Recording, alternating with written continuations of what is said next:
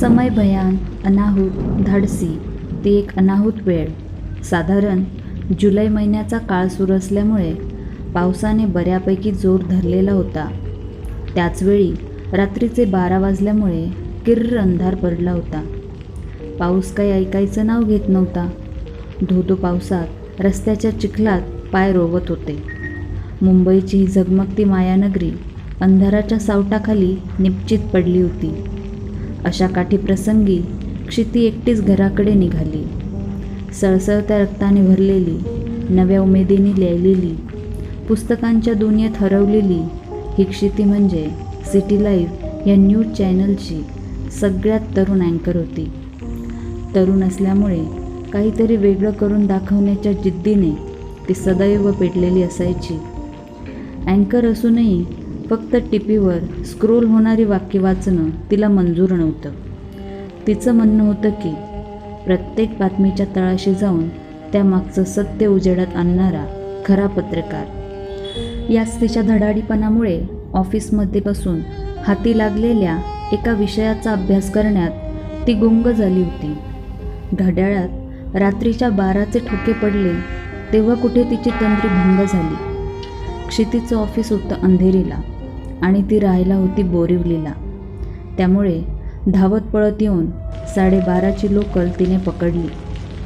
त्या भयान पावसात सुटलेल्या वाऱ्याने ओसाड पडलेल्या त्या लोकलच्या खिडक्या आणि दारं धडाधड एकमेकावर आदळत होती.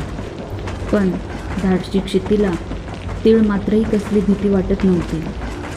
मरण आलं तरी भीती वाटणार नाही इतकं करारी जीवन तिला जगायचं होतं. त्यामुळे पूर्ण रिकाम्या लोकलमध्ये न घाबरता पुस्तकात डोकं घालून क्षिती बसली होती. वाचन करता करता कधी बोरिवली स्टेशन आलं हे तिला कळलं देखील नाही. हातातलं पुस्तक बॅगेमध्ये टाकत आणि कशी बशी बॅग सावरत ती लोकलच्या दरवाजात पोहोचली असताना अचानक जोरदार पावसामुळे लाईट चालू बंद होऊ लागल्या आणि बरोबर अलीकडच्या दरवाजाजवळ पूर्णतः काळ्या गडद रंगाची साडी नेसलेली, कमरेपर्यंत लांब केस सोडलेली बाई तिला दिसली. तिचे मोकळे केस वाऱ्यामुळे चेहऱ्यावर येत असल्याने क्षितीला तिचा चेहरा स्पष्ट दिसत नव्हता. पण चालू बंद होणाऱ्या त्या लाईटच्या उजेडात तिला त्या अनामी बाईची एक गोष्ट दिसली. त्या बाईच्या हातात एक पुस्तक होतं आणि त्या पुस्तकावर नाव लिहिलं होतं समय. अगदी काहीशा सेकंदात सारं काही घडलं होतं. स्टेशन जवळ आल्यामुळे इच्छा असूनही ती त्या बाईशी बोलू शकली नाही. पण क्षिती घरी पोहोचेपर्यंत हाच विचार करत होती की ती बाई कोण होती. इतक्या रात्री अशी एकटीच ते सुद्धा असा अवतार घेऊन कुठे निघाली होती. तिच्या हातामधलं समय नावाचं पुस्तक नक्की काय सांगू इच्छित होतं. प्रश्नांची घुसळण डोक्यात घेऊन क्षिती घराच्या दिशेने रपारप पावलं टाकत होती. मुसळधार पाऊस, त्यात रस्त्यावरच्या चालू बंद होत असलेल्या स्ट्रीट लाईट्स. रस्त्यावरून इतकं पाणी ओथंबून वाहत होतं की तिची जीन्स भिजत होती. आजच तिला उशीर झाला अशातला भाग नव्हता. पण एरवी यावेळेस एखाद दुसरी कार किंवा मोटरसायकल अशी तुरळक वाहतूक असायची. पण आज रस्ता अगदी सामसूम होता. चिटपाखरूही नव्हतं.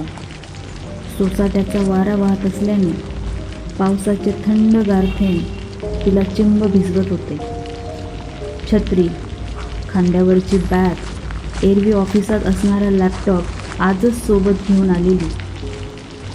असं हे बोचकं सावरत ती चालत होती. आज वातावरण वादळी होतं, पण त्यात एक वेगळीच नीरव शांतता होती. सतत कोणीतरी पाठलाग करतंय असं वाटत होतं. तिला पण थकव्यामुळे भास झाला असेल म्हणून ती चालत राहिली. पण त्यातल्या त्यात खात्री करून घ्यावी म्हणून तिने गांधी चौकातून उजवीकडे वळताना एकदा मागे वळून पाहिलं. मागे कोणीही नव्हतं. ती आता झपझप पावले टाकत घरी पोहोचली. गांधी चौकातून पुढे 20 मिनिटांच्या पुनर्वसू अपार्टमेंट्स अशी पाटी असलेल्या बिल्डिंगमध्ये 4थ्या मजल्यावर होतं. एरवी तिला स्टेशनवरून घरी पोहोचायला 20-25 मिनटं लागायची, पण आजच्या वादळी वातावरणामुळे तिला तब्बल पाऊण तास लागला होता. लिफ्टने ती पटकन वर आली.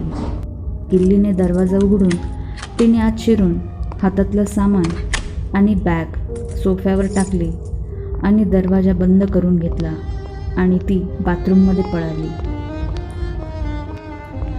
या कथेचा पुढचा भाग ऐकण्यासाठी चॅनलला लाईक, शेअर अँड सबस्क्राईब करायला विसरू नका.